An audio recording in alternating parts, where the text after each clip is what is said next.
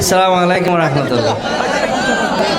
ভাষণ দিবার তো কিছু নাই, আই তো এডিয়ার মানুষ, অনারার সন্তান, আর সংগঠনের নেতা কর্মী সকল এখন আগে যেখানে আছিল এইভাবে আছে।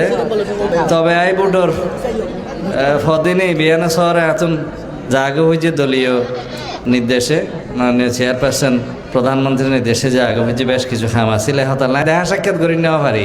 তো দেখা সাক্ষাৎ তো আরে জরুরি হইল যে খাম গরণ দেখা সাক্ষাৎ তো হইব সারা জীবন ভবিষ্যৎ হইব ইনশাআল্লাহ।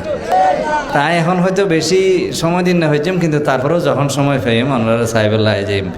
এখন বেগুনতুন সুশৃঙ্খলভাবে তা করিব, কেউ কোনো রকমের অনাচার করি না পারিব, মানুষের কোনো উশৃঙ্খল কোনো চাঁদাবাজির খবর নশুনি খান, প্রশাসনের সহযোগিতা করা ফুরিব এবং দেশের মধ্যে এনাকান সুশাসন কায়েম করা ফুরিব, যাতে মানুষ মনে করে যে বিএনপি রাষ্ট্র পরিচালনার দায়িত্ব এসে মানুষ শান্তিতে আইব, মানুষ উন্নয়ন পাইব, শৃঙ্খলা পাইব, শান্তি পাইব, পাইব না?